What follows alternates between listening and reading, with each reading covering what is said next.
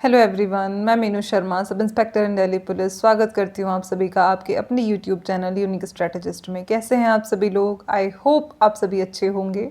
अगर अच्छे नहीं हैं तो अच्छे हो जाइए, बिकॉज़ कमर कसने का टाइम आ गया है। मैंने प्रीवियस वीडियो में आपको जो मतलब आपकी डीपी कांस्टेबल के रिगार्डिंग जो प्रीवियस वीडियो थी उसमें ओवरव्यू दे दिया था आपको एग्ज़ाम पैटर्न का, कब तक आपका नोटिफिकेशन आने वाला है, कब तक आपका एग्ज़ाम होगा, सारी चीज़ें आप लोगों को मैंने बता दी थी। आज जिस सेक्शन के बारे में हम बात करने वाले हैं वो आपने थंबनेल में देख लिया होगा।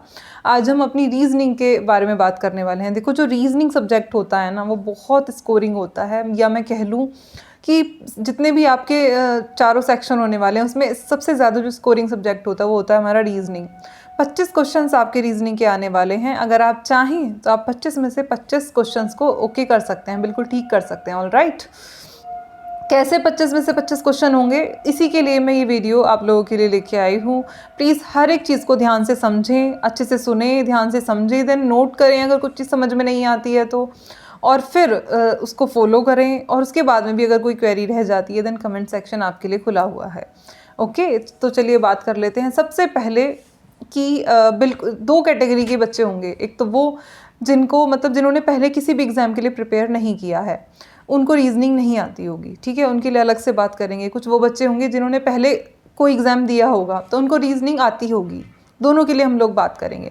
दोनों को ही एक चीज़ कॉमन करनी है। सबसे पहले आप एसएससी का कोई भी मॉक सिर्फ रीजनिंग का लगा के देखेंगे, फुल मॉक, मतलब रीजनिंग के 25 क्वेश्चन, चाहे आप कोई भी एग्ज़ाम का एसएससी ने जो कंडक्ट कराया हो वो आप देख लेंगे। तो उसमें से आप जब उसको लगाएंगे तो देखेंगे कि कुछ क्वेश्चंस तो आपसे हो गए हैं। टाइम लिमिट में तो चाहे होंगे ही नहीं, ऑब्वियसली नहीं होंगे अगर आप पहली बार दे रहे हैं। तो देखेंगे कि कुछ टॉपिक्स तो ऐसे होंगे जो आप कर पाएंगे।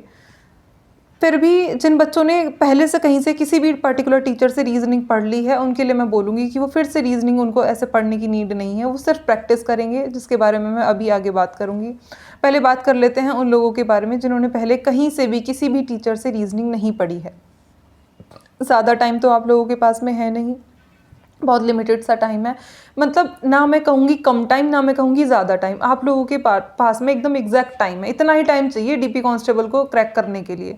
और ये मैं अपने हिसाब से नहीं, आप लोगों के हिसाब से बता रही हूँ। कभी आप सोचें मैम आप तो हाँ कर ही लोगे ये वो, मैं तो आज भी कर लूँगी, आज भी आप दे दो तो टॉप कर लूँगी, मैं, कोई दिक्कत नहीं है। मैं आप लोगों के हिसाब से ये चीज़ें बता रही हूँ। ओके, तो किस तरीके से आप चीज़ों को ओके कर सकते हैं? देखो, रीजनिंग में सबसे पहले आप लोगों को अपना सिलेबस देखना है जो आपका पिछला है, कि हाँ आपके ये चैप्टर्स हैं, ठीक है, आपके चैप्टर हो गए।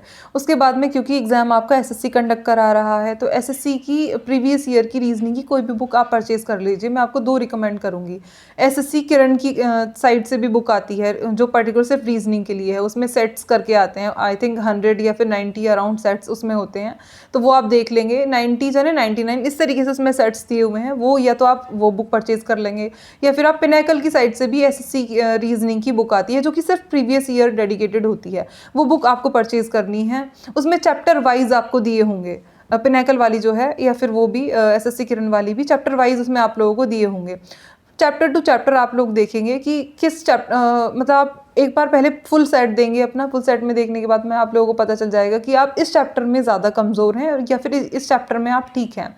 उसके बाद में जिस भी चैप्टर में आप कमज़ोर हैं, यूट्यूब देवता है ना आपके पास में, आप उसको यूट्यूब पे सर्च कीजिए।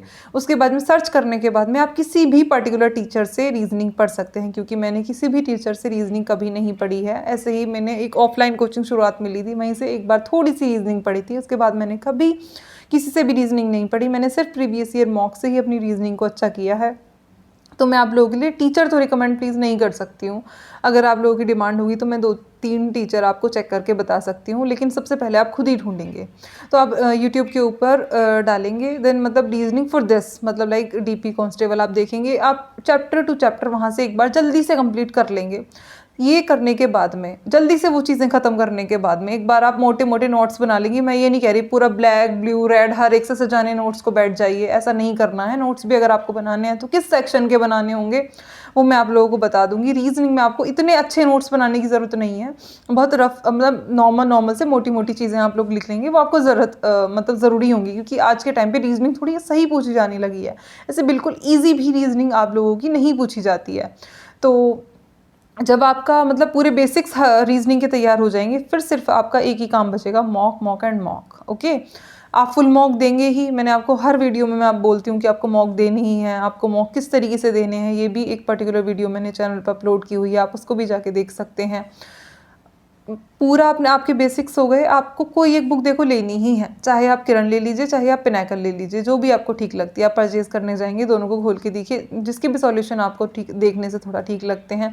बुक का थोड़ा देखो यही फ़ायदा होता है, अगर हम ऑनलाइन कहीं से ऐसे सेट्स देते हैं या फिर हम PDF वगैरह सॉल्व करते हैं तो वहाँ हमें सॉल्यूशन नहीं मिल पाते, सीधा आंसर मिल पाता है। तो पर्टिकुलर उसका जो कंसेप्ट होता है वो हमारे दिमाग में नहीं जा पाता। तो बुक का थोड़ा ये फ़ायदा हो जाता है कि एक्सप्लेनेशन वहाँ से हमें सही मिल जाता है, तो मतलब थोड़ा फ़ायदा हो जाता है बुक का।